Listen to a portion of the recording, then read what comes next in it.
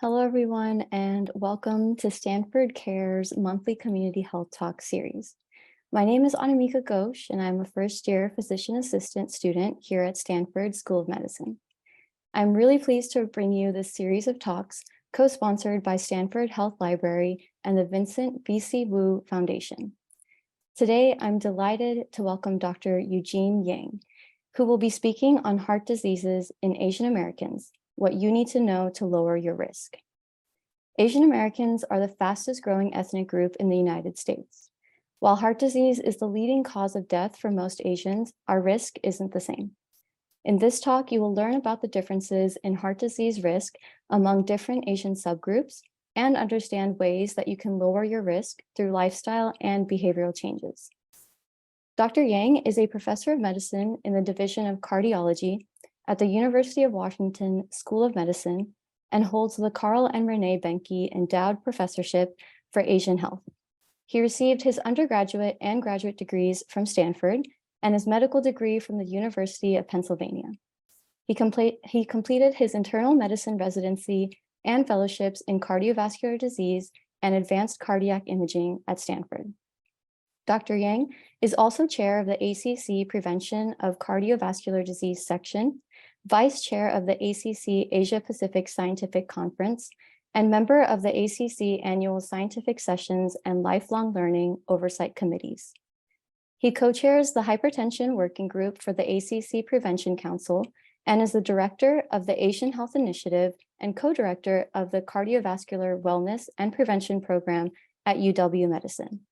His research interests include understanding cardiovascular risk among Asian subgroups and developing new technologies for video-based blood pressure measurement. We are very grateful to have Dr. Yang here today, so I'll go ahead and pass it to him to get us started. Thank you very much, Anamika, for that very kind introduction. And it's nice to be able to give a presentation to the Stanford community that I benefited from for many years when I was in college and graduate school, then ultimately as a physician there. So I'm going to share my screen. So as Anamika mentioned, the talk today is going to focus on heart disease in Asian Americans and what you need to know to lower your risk. So these are my disclosures, and none of these are relevant to the discussion that we're going to have today. So what I hope to do in the next 40 minutes or so is to talk about Asian and Asian American demographics. We will talk then about heart disease risk in Asian Americans. We'll review the major risk factors for heart disease and opportunities to optimize those risk factors. Then finally, we'll talk a little bit about what are things that you and the community can do to help improve cardiovascular health, specifically in the Asian population. So as Anamika mentioned, Asia, as we all know, is the largest and most populous continent and represents 60% of the world's population and comprises 48 countries and 3 territories. More than 4.7 billion people live in Asia, and in the 20th century, the population has quadrupled. Additionally, as you know, China and India account for more than 1/3 of the world's population, and India is expected to surpass China in overall population sometime later this year. What about in the United States? So we know that currently about 20 million residents of the United States are of Asian origin. And in fact, 3.5 additional million people identify as mixed-race Asians. Furthermore, the Asian American population almost doubled in the past 20 years, and it is projected by 2060 for there to be more than 46 million Asian Americans, and we will be the largest immigrant group by 2055. So this is summarized and highlighted here. So you can see that we have seen a dramatic increase in the Asian population between 1980, 2019, and you can see that projection for 2060. And then when we look at these projections, you can see Asian Americans are gradually increasing in their distribution as the immigrant population. And you see that by 2055, Asians will surpass Hispanics as the largest immigrant group in the United States.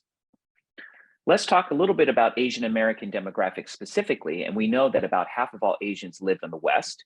About 30% live in California, followed by New York, Texas, New Jersey, and Washington, where I reside. More importantly, about 85% of all Asian Americans are represented by these 6 Asian subgroups, specifically Chinese, Indian, Filipino, Vietnamese, Korean, and Japanese populations. And about 6 out of 10 are born outside of the United States. And Asians who live in the United States tend to be younger than our other racial counterparts at 34 versus 38 median age. And you can see that 72% of Asian Americans report as being English proficient, and about 27% live in multi-generational families. So again, we can see these things highlighted graphically here. So again, we look at the 6 largest Asian subgroups that represent 85% of the US population overall.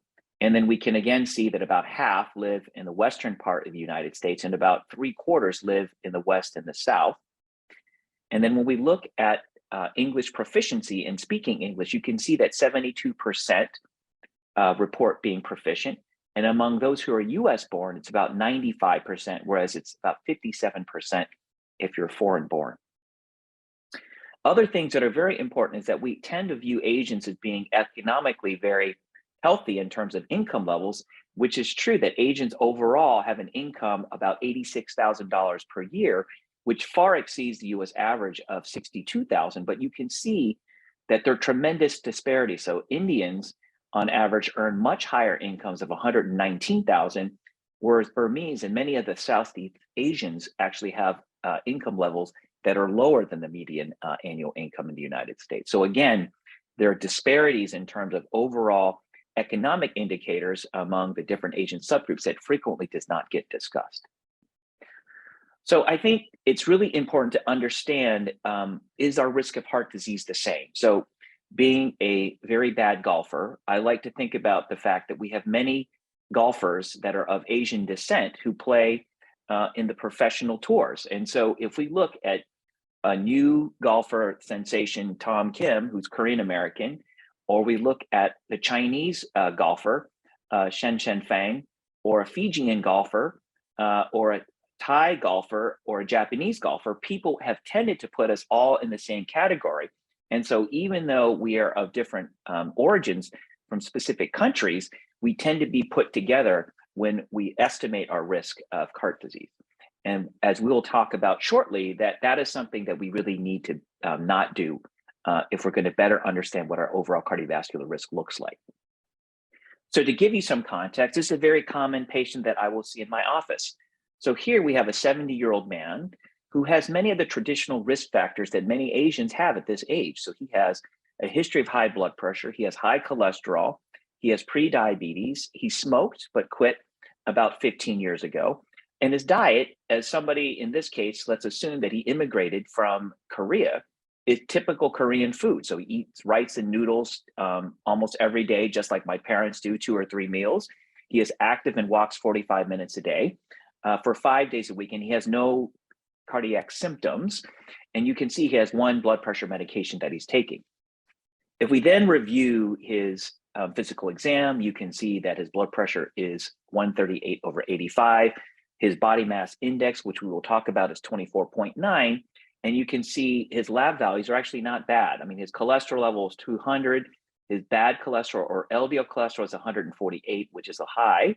His HDL cholesterol or good cholesterol is 42, which is not terrible. And his marker for diabetes, which is typically what we calculate as the hemoglobin A1C, is 5.9%. So we'll review a little bit of this shortly. So how do we estimate your risk of having a heart attack or dying from a heart attack? So as a cardiologist, the American College of Cardiology is a professional society that has created a calculator to estimate cardiovascular risk. So when we put this patient of Korean descent who's 70 into this risk calculator by putting his blood pressure and his cholesterol levels, he smoked but quit more than 5 years ago, you can see that his calculated risk of having a heart attack or dying in the next 10 years is very high at 25.3%. So that means that he has a 1 out of 4 chance of having a heart attack or fatal cardiac event in the next 10 years. So that is extremely high, and this would be considered a high-risk patient where we need to aggressively treat some of the risk factors that we'll talk about here shortly. One thing that's really important to acknowledge is that, as you can see here, when we look at race, you can see there is a specific designation for white and African Americans, but because this patient is Korean, he's classified in the other category. So what does the other category mean? So the problem is that anybody who is not white or African American, the risk that is used to estimate cardiovascular risk uses the default white risk calculator. And unfortunately, because of that, you can see, as I've underlined here, that the risk may be underestimated in some racial and ethnic groups. As you can see, those of South Asian ancestry, whereas may overestimate the risk in some Asian Americans, specifically those of East Asian ancestry. So as you can see, the risk is not accurate because we don't have a specific risk estimate for Asian Americans. And you can see that there are differences among different Asian subgroups. And so as a result of this, this specific risk calculator cannot easily be applied to Asian American populations. So just to give you some context, so these are some colleagues and researchers in Korea. And so they did a study to try to see how well the traditional risk scoring system in the past in the United States was something called the Framingham risk score, and compared that to a Korean population to see whether there would be consistencies in terms of the risk prediction model. And it turns out that the risk prediction model, when they looked at Korean populations, significantly overestimated the risk compared to this Framingham risk score calculator, therefore showing that it really could not be applied to Korean populations. And to give you an example, so this is the same patient that I showed you using the US risk calculator, but if you plug it into the Korean risk calculator, you can see that this patient's risk is almost 10 times lower than what would have been characterized in the US risk calculation estimate. So again, we see that there's a major disparity between what we calculate from the current risk models in the United States and what might be estimated in Korea. Now, obviously the challenges are this is not really comparing apples to apples because we can't say that Koreans are the same as Korean Americans, but what, as I will show you, that we do know that the risk in East Asians is much lower than it is in other Asian subgroups. So this really highlights why I do the research that I do as a Korean American. The Korean American's risk will not be the same as an Indian American or a Filipino American, but in general, in clinical research and trials, Asians tend to be all lumped together, as I said. And so as a result, trying to discriminate differences in risk of not just heart disease or response to treatment for cancer, we really don't know because we are significantly underrepresented in clinical trials. And as I will highlight, we know that there are major differences in heart disease risk. We know that South Asians are at the highest risk. We know that East Asians tend to be at much lower risk. And so the importance of disaggregating the Asian subgroups will allow us to provide more culturally specific recommendations in order to lower the risk of heart disease for the different subgroups. So this is an example of why there's been this belief that Asians' risk are low. And so if you look at this graph here in green, you can see the risk of cardiovascular death between 2000 and 2013. And if you lump all the Asians together, our risk is much lower than Hispanics, non-Hispanic Blacks, and non-Hispanic whites, and lower than non-Hispanic American Indian and Alaska Native. So when you look at this, you say, okay, our overall risk is twice, Blacks' risk is twice the risk of Asian Americans, and our risk is about maybe 1.5 times lower than it is for non-Hispanic whites. So therefore, our risk is actually low, and so maybe we don't need aggressive treatment. However, when we look at this study that recently came out last year from Dr. Shah at Northwestern, you can see some alarming trends. So this is looking at cardiovascular mortality between 2003 and 2017. And this is, again, disaggregated data. And what you can see here is that for this Korean patient, let's say, Koreans are highlighted here in orange, that cardiovascular mortality for Korean American men is actually quite low. But then when you compare that to Asian Indian Americans, you can see the risk is almost double or more than double the risk of Korean American men. So again, we see that there are significant differences, and the trend in South Asians is alarmingly going up, probably at the fastest rate, whereas you see these other subgroups, non-Hispanic whites and other Asian subgroups, where some of these are flat or still going down, but not having this kind of increase in slope that we see here. And even more troubling is that when we look at Asian Indian American women, their cardiovascular mortality is even higher than non-Hispanic whites. So again, an alarming trend, whereas East Asians, you can see Japanese, Koreans, and Chinese have much lower risk among women in terms of cardiovascular mortality. So again, when you disaggregate the data, you see that there are significant differences, and therefore we should not all be treating Asian Americans the same in terms of their cardiovascular risk profiles. So what are the risk factors that we need to pay attention to? So the Life's Essential 8 is a product of the American Heart Association, and this update just came out last year. And so there are 8 specific factors that we know contribute to our overall optimal heart health. So we will review these individually. So healthy diet, physical activity, blood glucose level to monitor for pre-diabetes or diabetes, healthy weight, blood cholesterol, blood pressure, avoidance of tobacco products, and then finally, the newest thing that was added was healthy sleep. So in the past, there were 7 specific healthy lifestyle interventions, and now healthy sleep was just added this past year. So let's talk about our Asian diet. So we know, and I know you know, that we eat a very high sodium diet. Interestingly, unlike Western diets, we tend to get more sodium from the foods that we eat and cook and less from processed food. So for example, in rural China, 70% of the sodium in rural China comes from the food they're actually cooking, whereas in the United States, 70 to 80% comes from processed foods, pre-packaged foods, crackers, cookies, things like that. Additionally, Asians tend to eat higher sodium density foods compared to other racial groups, and that's even true here in the United States. So we really need to focus on reducing sodium intake in our diet, using salt substitutes, using less sodium sauces and soy sauces, and eating less rice and noodles. And I'll sort of explain that to you here in a minute. One of the interesting things that I've seen and have observed is there's a lot of interest in creating nutrition and dietary recommendations that are culturally specific. So I put a link here to a program that is done here at Stanford called the Stanford Nourish Project. So if you go to this website, you can see that they provide some recommendations on ethnically specific diets for South Asians, for Koreans, for Japanese, for Filipinos. So there are ways that we now have opportunities to see healthy diets that are specific and to our individual cultures. So as I was saying earlier, sodium intake is the highest in Asia. So you can see when you look at the Asian continent that the red and orange represent the highest sodium intake. And you can see that this is definitely very unique to the Asian population, whereas other parts of the world, even in the US and Central and South America, have much lower consumption of sodium relative to the Asian continent. So highest Asian intake in the world. And then if we do studies looking at the United States, we see the same thing. So here highlighted in these purple bars that compared to other ethnic groups, Asian Americans have the highest amount of sodium content in the diet, almost 4,000 milligrams a day. And then when we look at sodium density, you also see that sodium density is the highest in purple among Asian Americans.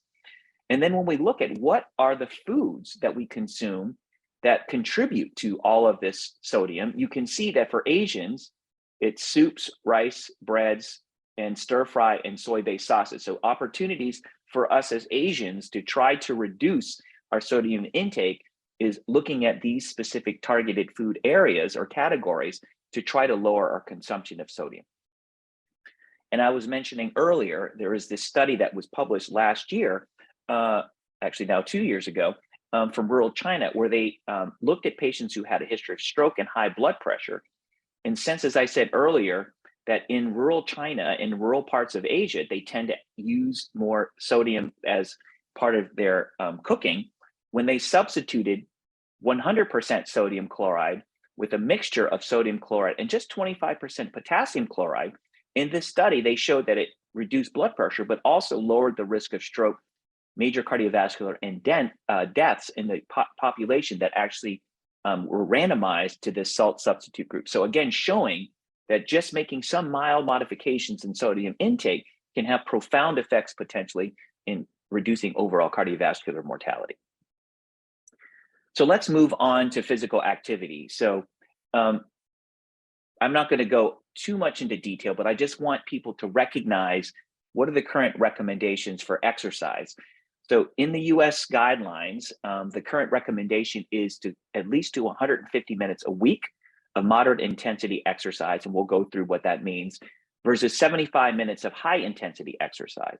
So then if we look at what represents moderate intensity exercise, you can see that brisk walking, 2 to 4 miles an hour, biking leisurely at 5 to 9 miles per hour, yoga, recreational swimming all constitute moderate activity, whereas vigorous activity are those who bike at a higher rate, who swim laps, who jog. And to give some context to this, so what about Asians? So Asians might like to do things like Tai Chi. So it turns out Tai Chi is considered a moderate intensity activity. And so it basically is in this range of between 4 to 5.9 metabolic equivalents, and is around 4 metabolic equivalents. So if you do Tai Chi 30 minutes, 5 days a week, that would constitute moderate intensity exercise.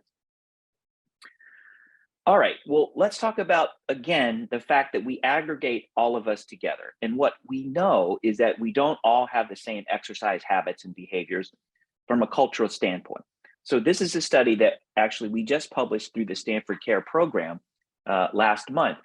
And one of the things, excuse me, we were interested in was trying to understand how does acculturation impact cardiovascular disease risk factors. And so acculturation literally incorporates things like the time or duration of living in the United States, your proficiency in English, your citizenship status.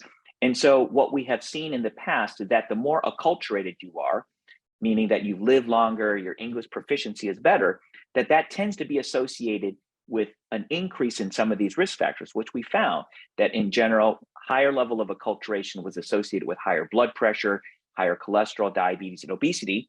But we found that were major differences among these Asian subgroups. And one of the things that was very striking was that Asian Indians, whereas all the other major Asian subgroups, including Filipinos and Chinese, at least that we could disaggregate in this study, were more likely to increase their activity level, Asian Indians did not really have any improvement in their physical activity for those who were more highly acculturated. And interestingly, I had given the opportunity to give some presentations in India earlier last year. And I was sort of amazed by the fact that in especially the large cities, they have a lack of sidewalks. There are not a lot of public spaces for people to do any kind of regular exercise. So the conditions were really not very, I think, conducive for people to exercise. So clearly, the location and country of immigration and the environment will dictate whether some of those behaviors that don't exist there can translate into opportunities here in the United States. And for Asian Indians, it's very uncommon for people to engage, at least at a high level, in physical activity, unlike other parts of Asia. So that gives us an opportunity to say when South Asians are at the highest risk for cardiovascular disease, encouraging an increase in physical activity might be a beneficial strategy to try to lower their cardiovascular risk. Let's talk about blood glucose and diabetes, because this is very relevant to the Asian population. So as you can see here, unfortunately, 1 out of 2 Asian American adults will have prediabetes or diabetes, and about 50% with diabetes are not even diagnosed. You can see Asian Americans are 40% more likely to be diagnosed with diabetes than non-Hispanic whites, 60% more likely to be diagnosed with kidney failure or end-stage kidney disease. So our risk of complications associated with diabetes and the overall risk of developing diabetes is higher. And that is very important for all of us to know your numbers. And so we'll go a little bit into detail here, but hemoglobin A1C is basically a blood test that measures the average blood glucose level over the past 2 or 3 months. And you can see the thresholds here. So for all of us, especially those of us who are at higher risk, that we really want to know what our numbers are. And so these are really the most important numbers to think about, which are that if your hemoglobin A1C is greater than 6.5%, that is classified as being in the diabetes range. Pre-diabetes is between 5.7 to 6.4, and then the normal range is less than 5.7%. The other way that we can also assess blood glucose and potentially diabetes is if you have a fasting blood test, like you might get for a cholesterol screening, and if your fasting glucose level is above 126, then you are in the diabetes range. So again, as I pointed out earlier, the risk of diabetes in Asian Americans tends to be higher than in non-Hispanic whites by 40%, 30%. But the other thing, again, is that we're not all the same. Our risk of diabetes is not the same. And that is highlighted here, that you can see that Asian Indians have a 12.6% age-adjusted percentage diagnosis of diabetes, whereas Chinese Americans, you can see the risk is only 5.6%. So again, there's almost double or more than double the risk of diabetes in Asian Indians compared to Chinese. So again, we need to be able to disaggregate and see these differences as ways to look for opportunities to improve some of these cardiovascular risk factors in Asian Indian populations, more so than perhaps in the Chinese American population. So why is our risk of diabetes higher? So we know that our fat tends to be unhealthy. So even though Asians tend to be overall not as heavy as other racial groups, our fat tends to be unhealthier than their fat. So we have more visceral fat, meaning the fat sits inside our belly instead of underneath the skin. And that fat tends to be more metabolically active and more dangerous. So the other thing we also know is that some Asians have more fat relative to muscle mass. So having more fat, as I said, is a risk factor for cardiometabolic disease. And so we'll go into that a little bit more. And so if you want to know what your own BMI is, which essentially is measuring your weight relative to your height, you want to know if your BMI is greater than 23.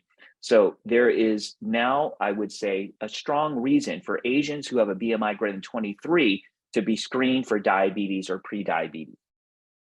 There are also differences in our ability to produce insulin. And so there are some genetic causes potentially of why Asians may be at higher risk of pre-diabetes and diabetes. They're related to our genetic makeup that may predispose us to not being able to produce enough insulin or extra insulin to compensate when blood glucose levels go up. And then furthermore, we just have a diet that is enriched with simple carbohydrates. So rice, noodles, starchy foods in South Asian diets like potatoes are pretty common depending upon what part of India you come from. And so these things also can cause spikes in blood sugar levels that then increase our risk of diabetes and pre-diabetes. So as I was saying earlier, unfortunately, Asians tend to have unhealthier fat. So visceral fat or intra-abdominal fat is all this white stuff that you see here. And the white stuff on the outside is the subcutaneous fat. So these are people that have the same body mass index that you see here, but you can see that this person on the right has a lot more fat on the inside than this person on the left. So this is the distribution of fat that's more common in Asian Americans than it is in white people and Black people. So consequently, even though our weight is the same and we might have the same BMI, the reality is that we may be more at risk for cardiometabolic disease because our fat composition is different. So what can we do to combat this? So I listed a few resources here that are ways to look at assessing your risk, looking specifically at programs for Asian Americans. At Joslin Diabetes Center, that's part of Harvard Medical School. They have a specific research program on diabetes for Asian Americans. So these are links that you can pay attention to. So clearly making major adjustments to diet is critical. Weight optimization, reducing calorie intake, increasing exercise to get your BMI below this 23 threshold is also very important. And this can be accomplished through exercise and activity. So what we also know is that when you exercise more, you extract more glucose from your bloodstream into your muscles, and that helps to reduce the overall blood sugar levels so that those numbers, when we test the hemoglobin A1C, can be lower. So all of these things sort of fit in together. So healthy weight, healthy diet, et cetera, are all intermingled. But as I said earlier, we know that there are things that are unique to Asians. So we have a higher amount of fat relative to non-Hispanic whites, and that with the same BMI, some Asians, and not always exactly the same as a group, but some South Asians may have higher amount of fat than white Europeans with the same BMI. And as I said earlier, we know that our fat is unhealthier. We have more intra-abdominal or visceral fat.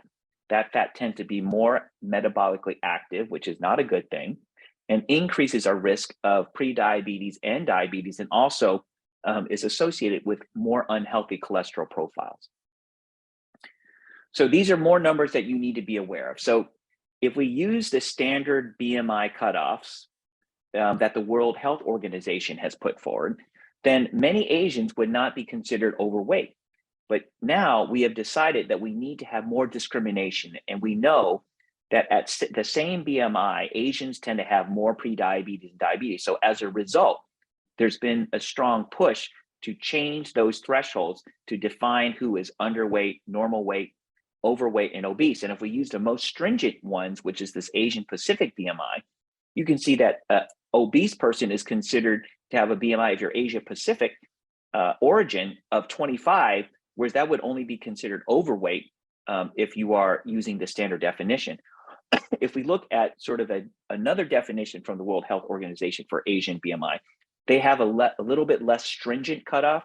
And you can see here that they choose obesity to be defined as above 27.5, whereas this Asia Pacific BMI defines it as greater than 25. So in my opinion, using either of these is fine. It's just that we need to recognize that we need to apply these lower BMI standards for Asian people. And if your BMI is above 23, then you definitely need to be screened for diabetes. So let's move on to cholesterol. So again, I think if there's anything that I emphasize from this talk, it'll be two things. And one of them is clearly around knowing your own numbers, right? So having accountability to know what your risks are. So we talked about getting a test for hemoglobin A1C for diabetes. And one of the other important numbers that you need to know is your cholesterol level. So we know that high cholesterol is associated with increased risk of heart disease. As I mentioned earlier, LDL or low density lipoprotein cholesterol is the bad cholesterol that you hear about. And this is what's associated with a higher risk of heart disease. Diets that are high in saturated fat will increase the LDL cholesterol levels, whereas diets that are high in unsaturated fats are associated with a lower risk of heart disease and do not tend to cause increases in the LDL cholesterol, but in fact, boost the good cholesterol or HDL and lower another sort of atherogenic lipoprotein, which are the triglycerides or carriers of the bad atherogenic lipoproteins. Other things that we often assume is that the Western diet is bad. So if we eat a fast food diet that has more saturated fat than our Asian diets, but maybe that's not in fact true. And I'll show you a study that highlights that.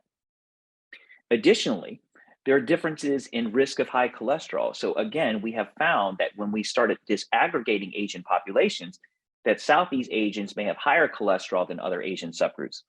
Importantly, it is, I think, for this audience to recognize that the US guidelines now recommend that you should have cholesterol screening starting at age 20. So in the past, we waited much longer until people were more into adulthood, but now we want to see what your cholesterol levels look like at a younger age, and then that should be then retested every 4 to 6 years. And then again, I tried to synthesize things together with respect to diet. So we'll talk a little bit more about this, but really what we want to do is to replace the unhealthy saturated fats with unsaturated, both mono and polyunsaturated fats, such as what we see in the Mediterranean diet. And this is one way to sort of improve our overall health is by incorporating a Mediterranean style diet.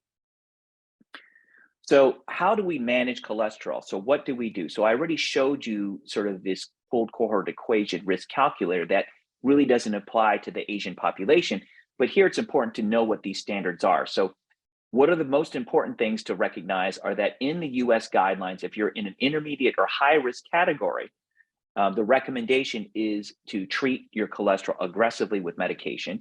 There's certain groups that regardless of what you calculate the risk to be, should be treated aggressively anyway. So if you've had a history of a heart attack or a stroke, or you've had open heart surgery to fix or restore blood flow to some of your arteries, or if you've had a stent to open up one of the blood vessels, you definitely need to be aggressively treated with medication. Diabetes patients are at high risk for heart disease. And so diabetic patients, irrespective of what this risk calculator comes out to be, in general should be aggressively treated for cholesterol with medication. And then those who have very high cholesterol, so if your LDL or bad cholesterol level is above 190, then you may have a genetic predisposition for high cholesterol called familial hypercholesterolemia, which is actually quite common and occurs in about 1 in 200 people. And Asians are just as susceptible to this problem as other racial groups. There's some sort of populations where it's enriched, but overall the risk of familial hypercholesterolemia is consistent across ethnic groups and racial groups. In the guidelines that came out about 4 years ago, there were additional risk factors to consider. So aside from the traditional things that we've talked about, like diabetes, cholesterol, high blood pressure, which we'll talk about, we also know that there are other sort of what we call risk enhancers that increase your risk of having a heart attack or dying from a heart attack, and those are listed here. And so you can see that if you have a history of chronic inflammatory disorders like HIV or rheumatoid arthritis, you have chronic kidney disease, there are some biomarkers. If you have a family history, so if you've had a parent who's had a heart attack at a young age or had bypass surgery in their 40s or 50s, then that's another risk factor. And then also one thing that's been emphasized more recently is that if you have any history of pregnancy-related disorders like preeclampsia or eclampsia, pregnancy-induced hypertension, we know that's also a major risk factor. So when we consider whether to aggressively treat somebody's cholesterol, these risk enhancers need to be incorporated. And the final thing is that it was recognized, as I said, that South Asians are at higher risk. So if you come from South Asian country, so if you're from India or Pakistan or Bangladesh, then those people should be considered for more aggressive treatment because of the increased risk associated with those individuals. And then there are a few other things to consider. So calcium score is basically a scan of the arteries of your heart to look for calcium. And we know that's another way to help provide risk stratification when there is some indecision about whether to aggressively treat your cholesterol or not. And then finally, if you're very high risk, then the current recommendations now recommend lowering the LDL cholesterol level below 55. Interestingly, in India, because their risk of heart disease tends to occur 10 years earlier than it does for Western people and Europeans, they recommend much higher and much earlier screening and much more aggressive treatment. So those who are in the highest risk category, they recommend treating the LDL or bad cholesterol level now to less than 30 based on the Indian lipid guidelines. What I was mentioning earlier was this question about, are Asian diets healthier than Western diets? So this study was interesting. It was done in Singapore about 2 years ago. And they looked at sort of the local foods that people were eating, and they looked at Western fast foods. And what was interesting is that, first of all, many people in Singapore did not eat fast food, or very infrequent, like 70 to 80% rarely ate or did not eat Western fast food.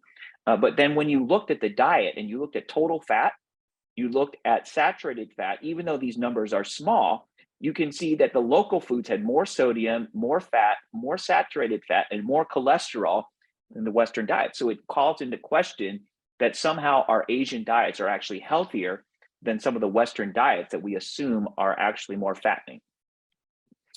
So this just goes through the prevention algorithm. So I'm just showing this to you. I don't want to go through the great details, but essentially, if you've never had a heart attack, this is the algorithm as a cardiologist or your primary care doctor should be using to determine sort of what your risk of heart disease is or heart attack.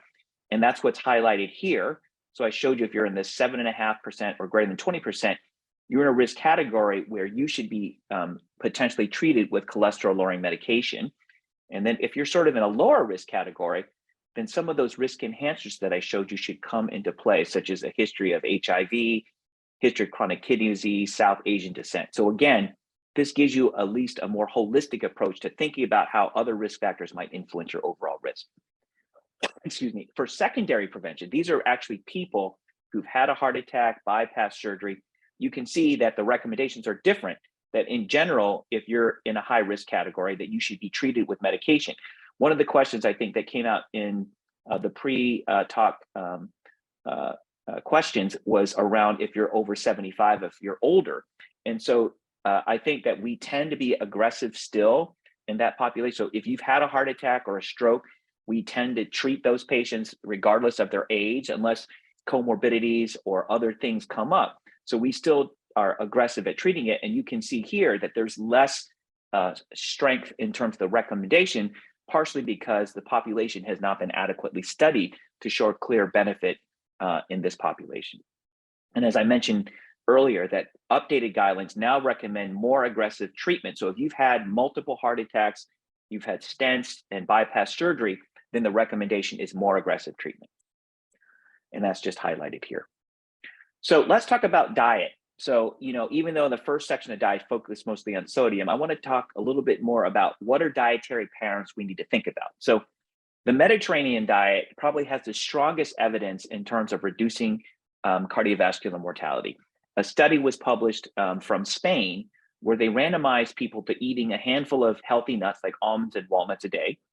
Another group was randomized to consuming 3 or 4 tablespoons of olive oil a day. And the last group was typical Western diet, but tried to make it low in saturated fat. And what they found was that the group who were in the Mediterranean diet actually had about a 30% lower risk of heart attack and cardiovascular mortality compared to this standard low fat, saturated fat diet. So among the diets that have actually been adequately studied, the Mediterranean diet has emerged as being probably the most healthy diet, the healthiest diet, as well as the one associated with lowering your risk of having a heart attack. And you can see the foundation of the Mediterranean diet is around olive oil, whole grains, fruits, and vegetables, all the things we know are healthy. And then in the middle category, you can see nuts, low-fat dairy products, eggs, legumes, and then at the top where you should limit your exposure of in your diet are processed meats, red meats, potatoes, and sweets. However, if we look at the Western diet, you can see that the pyramid is in the opposite direction. We tend to eat most of this, some of this, and then very little of this. So by shifting that paradigm to a more Mediterranean diet, then that certainly is one way to improve our cardiovascular health. However, we are all Asians, or many of us in this audience are Asians, right? So are you going to tell my dad, who's Korean, to not eat kimchi or to not eat Korean foods? Of course not, right? That's not realistic. So we cannot expect Asian Americans to completely adopt a Western diet. But what are things that we can do? So clearly things that we can do. So if you're eating a diet that's high in saturated fat with beef and pork, eat less of that, right? Incorporate more vegetables and eat less red meat and pork. Eat more soy products. We already eat lots of soy products, so eat more soy products. So instead, for a source of your protein, instead of adding meat, you can add tofu. Switch out dairy products for soy, oat, almond, or other plant-based milks. So Indian diets traditionally have used ghee or clarified butter, which is extremely unhealthy for you. So instead of using that, try using one of these, either avocado, canola, or extra virgin olive oil instead of using the clarified butter. And then also you can see whole grains, eating more fish and seafood and less red meat and pork are some of the mechanisms that we can use to try to incorporate Mediterranean types of foods that are lower in saturated fat and higher in unsaturated fat while retaining our culturally specific dietary habits. All right, we're going to talk about a few more risk factors. So hypertension is a major risk factor for heart disease, and it's really probably the most important cardiovascular risk factor aside from smoking as a preventable cause of death. And we can see that there's an alarming trend that cardiovascular mortality has been increasing in the United States. And you can see that rural areas, especially in the South, have higher age-adjusted mortality over the last 10 years, whereas urban areas have higher mortality than most of the rural areas, depending upon the region. One of the things that is challenging is that, what is your blood pressure number and what is the blood pressure target? So there has certainly been controversy over that. But again, blood pressure is another number that you all should know. So blood pressure, your cholesterol, your diabetes numbers, those are all things that you should all be focusing on to assess what your cardiovascular risk looks like. And these are just the different stages of high blood pressure. So we published this paper about 3 years ago, looking at the differences in the guidelines for blood pressure targets. And the reason I bring this up is because in the Korean guidelines, the KSH, Korean Society of Hypertension guidelines, you can see that the blood pressure targets are higher than they are in the United States. And one of the reasons why is because in the Korean guidelines, it was recognized that the primary reason the US chose this lower number of 130 was based on a large US study that had basically no Asians in it. So the Koreans and other Asian guidelines, including the Japanese hypertension guidelines, Chinese hypertension guidelines, have not lowered their standard definitions. And a primary reason is because that there were no Asians participating in these studies. Again, we talked about sodium intake, so I'm not going to go through this again. But again, we know that sodium is a major cause of high blood pressure, and therefore lowering sodium intake is one way that we can help lower our blood pressure. which, as I said, is the primary risk factor for heart disease. So again, using salt substitutes, I already went through all these things. So again, I'm just trying to reiterate the importance of how reducing sodium intake is really one of the major things that we can do to improve our cardiovascular health. Tobacco cessation, obviously, I don't want to spend too much time, but we know that's a major risk factor associated 1 in 4 cardiovascular deaths. And the chemicals in cigarette smoke are dangerous, right? This is what contributes to our risk for heart disease. But more importantly, we see that there are differences among Asian subgroups in tobacco use, both just general tobacco use as well as cigarette smoking. So you can see in the bottom bullet point that between 2010 and 2013, 7.6% of Chinese Americans smoked compared to 20% of Korean Americans. So again, targeting certain populations for smoking cessation efforts, particularly the Korean American community, might be more important than it is to target the Chinese American community. So again, this study comes out of the Stanford CARE program. This was published last year and shows that when you look at disaggregated Asian data, you can see that Filipino men and women had a higher risk of smoking compared to Chinese and Asian Indian American, and in some cases higher or at the same rate or similar rates to non-Hispanic whites. So again, showing that we need to consider targeting certain populations overall in terms of who is more susceptible or who is more likely to need some sort of intervention. And then the final and the newest sort of risk factor is healthy sleep. So what is considered optimal sleep is at least 7 hours and less than 9 hours. And we have found that in studies that Asian American adults tend to experience lower sleep duration and poorer sleep quality compared to non-Hispanic whites. And again, as you would anticipate, there are disparities or differences between Asian American subgroups. First-generation immigrants report better sleep quality. East Asians may have better sleep outcomes compared to Southeast Asians, and sleep apnea is often underreported, specifically in South Asian communities. So this is a study that I'm working on through the Stanford CARE program that we're about to present in a few weeks. And in this case, because sleep is now one of the new risk factors, we wanted to see if we disaggregated Asian populations and looked at specifically cardiovascular outcomes like heart attack, stroke, cardiovascular events. Are there differences among Asian subgroups? And you can see that among the different Asian subgroups, other Asians typically comprise the other 3 largest Asian subgroups, including Koreans, Vietnamese, and Japanese, that you can see that the risk was about 60% higher, whereas when you compared it to Asian Indians, it was only about 16% higher, but this was not statistically significant. So again, showing that there are differences in how sleep may affect cardiovascular outcomes when you disaggregate the Asian populations. So what are things that you can do as an Asian American community? So as I probably highlighted extensively, that there's a need to have more representation in clinical trials. So if we're not sitting at the table, then we really are not involved in any of the decision making, right? So if we're going to be able to participate in clinical trials to inform the researchers, then that will help improve our overall health. So there are some programs that exist. So UCSF has something called the CARE Registry, and that's a registry where people in the community can volunteer to participate in registries to then potentially be involved in clinical trials. So that's one way that there is community opportunities to get involved so that when clinical trials come up that you might fit the profile of, you can potentially be enrolled in those studies to better inform about Asian American disease, not specifically just heart disease.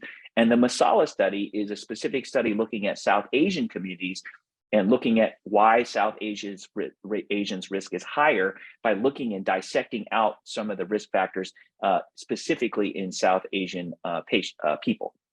And then finally, the NIH has recognized that there is a need to fund more research looking at disaggregated Asian Americans. So in the near future, I think there are going to be opportunities to see programs and research funding that's going to be directed specifically at Asian American communities.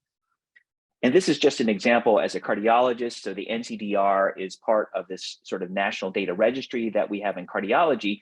And one of the nice things that you see now is that when we have patients who are undergoing cardiac procedures, in order to get better understanding and differences in risk, you can see that now there's disaggregation of the 6 largest Asian subgroups, as well as Asian Pacific Islanders. So again, I think these are ways that we're going to see opportunities to increase and enrich the research in this area. So my take-home points are that heart disease we know is a leading cause of death among Asians and Asian Americans, and there's significant differences in risk among Asian American subgroups.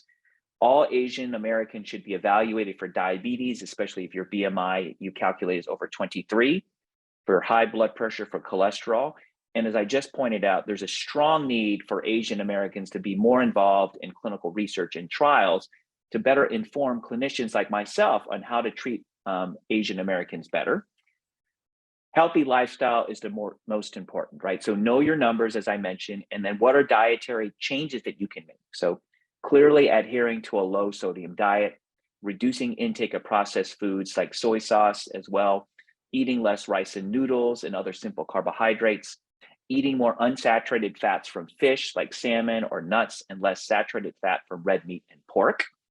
And then exercising regularly. So 150 minutes a week of moderate intensity exercise is the minimum that improves overall cardiovascular health. I will also say that if you can't achieve that, something is better than nothing. So even if you do 50 minutes, your risk of having a heart attack or dying is lower than somebody who's 20 minutes. So there is somewhat of a linear relationship between the amount of exercise and cardiovascular outcomes. Optimization of weight through some of the things we mentioned, including diet, exercise, avoiding tobacco products, and I mean all tobacco products, whether it's e-cigarettes or regular smoked cigarettes, and then getting enough sleep. So with that, I will end, and I thank all of you for participating in this session today. Thank you. Thank you so much, Dr. Yang. That was a really, really informative talk, and I think I learned a lot. I think we still have time for maybe one or two questions. From the pre-questions that were submitted, I noticed a general trend about the concept of nature versus nurture. And I think there's a lot of preconceptions about what we can do right now in our lives and how our behaviors can actually affect our health outcomes versus what might already be set in stone from genetics. Do you mind talking about that a little bit? Absolutely. So I think there's some questions also about this in the chat. So I think one of the most challenging areas that we have, honestly, is that now we have Chat GPT, technology, high throughput. All these things are allowing us to review and see lots of data, and so we can do things that we do even at Stanford and many other institutions are called genome-wide association studies, where we can link mutations in specific genes and risk of heart disease, cancer, whatever you're looking at. And so, in fact, there are now things called the polygenic risk score that applies a combination of mutations in different genes that can be applied to say that if you have a risk score based on mutations that you have in these genes, is that additive in increasing sort of your risk of heart disease? So absolutely, studies have demonstrated that you can do that. However, one of the key things that is important is that the additive information that these types of genetic studies inform us on in terms of our risk is relatively small. So the contribution of genetic differences, yes, there's some things where genetic contribution, if you have a gene for high cholesterol, that's different. But in general, most of the genes that are associated with heart disease tend to have a relatively small impact. So I think down the road, when we think about precision medicine, where we have genetic information, laboratory information, and other things, then maybe we can get a more comprehensive and specific risk assessment. But we just have problems doing the basic things, which is just recognizing we need our blood pressure treated, recognizing we need to eat healthier, recognizing we need to exercise more. So those are the big things that we are very unsuccessful at doing now. So if we just focus on those things, the benefit in terms of reducing our risk of heart attack and cardiovascular events, the benefit is enormous. So focusing on the genetics is not as important, frankly, as focusing on all those 8 things that we just talked about here today. Absolutely. Thank you. So I'm just looking through some of these things. And so I think it's hard. I think a few things that often people ask questions about, and there's one about ratio versus actual cholesterol numbers. There was a question about doing advanced lipid profile testing. So what I will tell you is that what we have learned in the last maybe decade is that some of these things were used to calculate the ratio of total cholesterol to HDL, good cholesterol. Having a high good cholesterol was protective. A lot of those things have lost a lot of steam. So we know now that having a very high good cholesterol actually may be bad, and that it increases your risk of having a heart attack or death. So in HDL cholesterol above 80, we used to think, oh, your HDL cholesterol is really good. Well, it turns out now that that may not be good, and in fact is associated with a higher risk of heart disease. So the focus now in cardiology is the LDL cholesterol until proven otherwise. So lowering the LDL or bad cholesterol as low as possible is really the most important. So having a high good cholesterol is maybe not good. In fact, somebody talked about having a high HDL. That may not be good. What you really need is to have a very low LDL cholesterol. So physiologically and in general, you don't really need much LDL or bad cholesterol. So in a rhinoceros, their total cholesterol level may be 80 to 100, and their bad cholesterol level is about 30. A newborn baby has an LDL cholesterol that's about 30. So it tells us that we really don't need to have much LDL cholesterol. Most of the organs that produce cholesterol are sufficient in making enough in the liver and in the brain and the intestine. So you actually do not need to have a lot of cholesterol circulating in your bloodstream in order to maintain normal cellular function. Okay, I'm going to try to see some other things that people. So there's a question about diets like keto and intermittent fasting. Are there specific differences in agents? So I think, as I mentioned in this talk, that the ketogenic diet or the Mediterranean diet has the strongest scientific evidence. Ketogenic diets, which are low in carbohydrates and high in saturate or high in fat and protein, have not really been well studied in, I would say, well-designed clinical trials. So we don't really know specifically what the long-term effects are or what they are beneficial or not in terms of protecting people from heart disease. That being said, again, there's a counterbalance because we don't want a high simple carbohydrate diet, especially since Asians tend to be at increased risk of heart disease or diabetes, I mean. On the other hand, we don't want to negatively influence our cholesterol levels. And so a diet that is high in protein and fat, I advocate for high in healthy protein and fat through either nuts, fish, as opposed to what I've seen just today in clinic before I started this talk is a patient who says, she's on a ketogenic diet and eats, red meat 2 or 3 times a week. That is not a healthy diet. So again, I think we don't know the answer. Intermittent fasting in terms of weight reduction, we don't really know. In fact, studies now have suggested that intermittent fasting has no effect on lowering weight or reducing weight.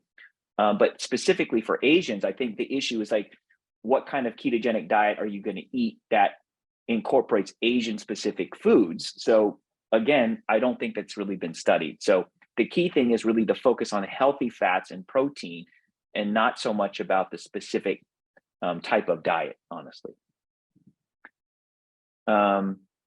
I wish I could answer all of these questions. I cannot. So I think, if there are a few key takeaways, I think the key things are knowing your numbers. So knowing what your cholesterol levels are, your blood pressures are, your hemoglobin A1C, if your BMI, and calculating your BMI to determine whether you need to have your hemoglobin A1C or blood glucose levels checked. So knowing your numbers. And then 2 is any kind of intervention you can do to optimize your health. So nobody's saying, and I tell patients this, I don't expect if I see a patient, they're going to make optimization of all of those 8 factors. That's not realistic. So think about one thing that you can do that you think is realistically something you can accomplish. Obviously, all of those things are important, but think about 1 or 2 things that you can actually intervene on that you can actually accomplish, because you're not going to be able to fix everything at once. So I usually give patients a goal. All right, your goal in 3 months is you're going to increase your exercise to 150 minutes a week. They may not be able to decrease their alcohol, may not be able to change their diet, but at least they can do that one thing. And then we build upon that. So I think you want to sort of model your behavior to be successful. If you try to model your behavior that you're going to fix all these problems at once, that's usually not going to work. Dr. Yang, thank you so much for your time and for speaking on such an important topic. And thank you to our audience and everyone who joined us this evening to learn more about cardiovascular disease in the Asian community. We hope that you'll be able to join us again next month on February 21st for CARE's next community health talk on gout in the Asian population, and that'll be from Dr. Ji-Sun Hong. Thank you, everyone, and have a wonderful night. Great. Thank you very much.